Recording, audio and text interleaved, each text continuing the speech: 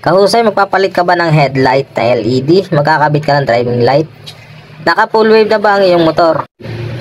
Ano ba ang kahalagahan ng full wave sa ating motor na ating ginagawa kapag magpapalit tayo ng mga accessories na ating ikinakabit? Dahil hindi lahat ng mga motor ngayon ay naka full wave na. Karamihan pa rin sa mga motor ngayon, hindi lamang sa mga carb type o sa mga FI, ay meron tayong mga stock regulator, pero ito ay mga half wave lamang. Kaya kapag nagpalit ka ng iyong mga accessories tulad ng headlight, park light o kung ano-ano pang iyong ikakabit sa motor na kumukonsumo ng karga ng iyong baterya, ito ay magkukos ng pagkalobat o mabilis ang pagkasira ng iyong battery. Kaya ang isang paraan na ating ginagawa, lalo na kung tayo ay mag-upgrade nga ng ating mga accessories na kumukonsumo ng battery, ito ang pagpo-full wave. Ito ang isang paraan na ating ginagawa. Dahil ang ating mga motor ay mayroong mga kapasidad lamang na hanggang dun lang sa mga stock na gamit ang pagkonsumo ng kanyang battery.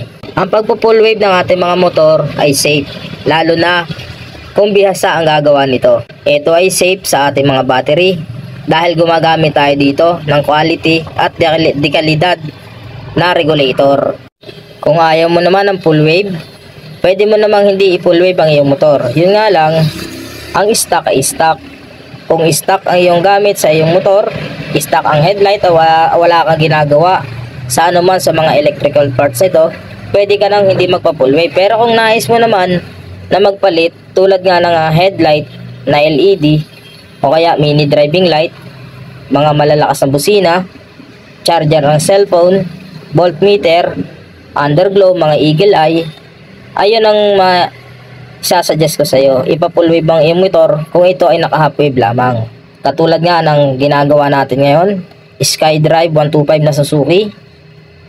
Isa ito sa pinakamahirap na i-full wave na motor dahil nga marami tayong binabaklas dito dahil ang kanyang stator ay nasa loob pa ng kanyang crankcase o nasa kanyang makina. Sa pagpo-full wave mga kausay, dalawa lang yung ating dinidisconnect sa ating stator, yung ground at saka yung lighting coil. Bali pinagsasama natin sila para yung dulo ng ating coil ay merong ugnayan, kaya siya nagiging full wave. Meron ako mga video na mas malinaw nyong makikita kung paano pinu-full wave ang stator. Isa lang ang paraan pero iba-iba ng diskarte kung paano mo siya ipo-full wave dahil nga magkakaiba tayo ng motor na ginagawa. Iba-iba naman sila ng diskarte, isa naman yung proseso, yung full wave pa rin sa stator. Sa pagbabalik naman ng mga pyesa, tulad nga nito ating kinalas, kung paano mo siya kinalas, ganun mo rin siya ibabalik. Kung hindi naman nasira ang iyong gasket, pwede mo namang gamitin pa ito. Lalagyan nga lang natin siya ng liquid gasket para hindi tumagas. Pero kung may punit o nabakbak yung kanyang gasket, yun ang kinakailangan mo siyang palitan dahil yun ang posible na magkaroon ng tagas. Pero dahil sa experience nga natin, sa dami na ng binaklas natin ng mga magneto, wala naman isa pang tumagas. Maliban na lang kung talagang sira-sira na yung gasket, yun talagang atin dapat na pinapalitan. Sa pag-upgrade ng mga charger tulad nga ng regulator, merong isang paraan na hindi safe o unsafe. Yun yung pag-fast charge. Sa pag-fast charge, magkaiba ng proseso yan. Oh. Yung fast charging kasi, tinatanggal din yung kinakat nila yung yellow wire. Pwede rin yun. Kaya nga lang, kung hindi mo siya ginamitan ng relay, posible sa katagalan mong ginagawa yon, malaki posibilidad na lumobo ang battery, pumutok yung mga ilaw. Yun magiging cost nun dahil nga hindi nakokontrol ng iyong regulator yung voltahe na binibigay ng iyong stator papunta sa iyong battery. Base sa experience ko, marami na akong na-encounter na ganyan. Katulad na nga lang sa may na-encounter ako na FI, naka half wave siya, ang ginawa pinas charge.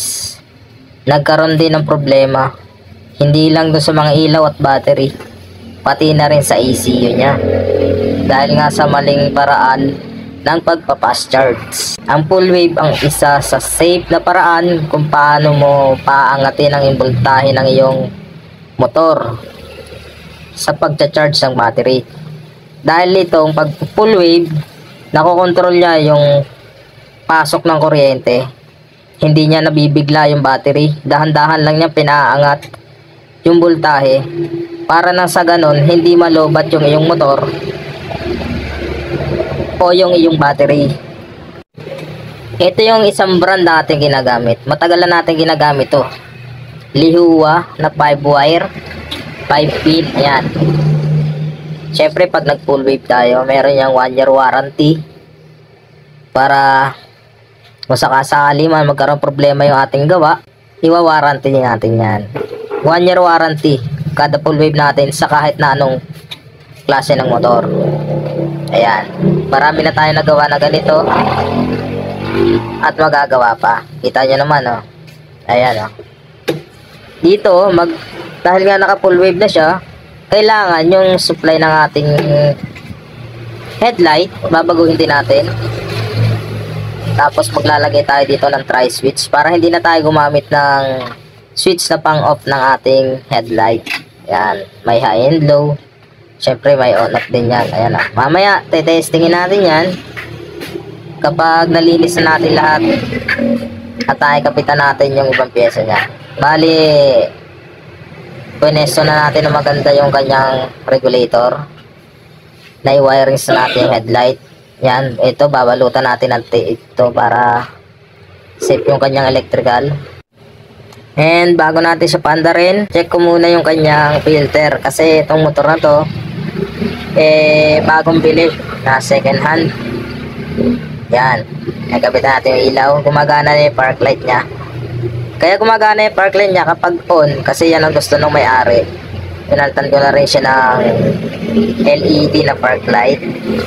Then nagkabit tayo dito ng voltmeter. Nagpalit na rin ako dito ng panel light, LED na rin, kulay puti. Yan, umaanda rin yung motor nya. Ito yung kanyang switch na tri-switch, naka off, high and low. Ayan yung low, yung yellow. Oh, diba? May park light din yung kanyang headlight na shadow blue. Then yung high nya is white. Yan, white natin. Solid yan mga kahusay. Oh, plain na siya. Ayan, oh, high, low, magana. Then yung charging nya, check natin charging nya. 14.7, stable siya kapag bukas yung headlight. Ayan, oh. Open ng makina mga kahusay, naka-idle lang siya, naka-minor. Ayan, hindi bumababa, hindi bumabagsak yung voltahe. Stable siya sa 14. So hindi naman tataas yan dahil nga sa quality yung ating regulator na ginamit. Hindi na yan lalampas dyan. Ayan, oh. Gumagana din yung kanyang park light and brake lights. Okay na, pwede na natin siyang isole sa may-ari ng masisiyahan, yung may-ari ng motor sa ating gawa.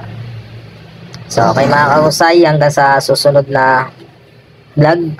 God bless po sa inyo lahat.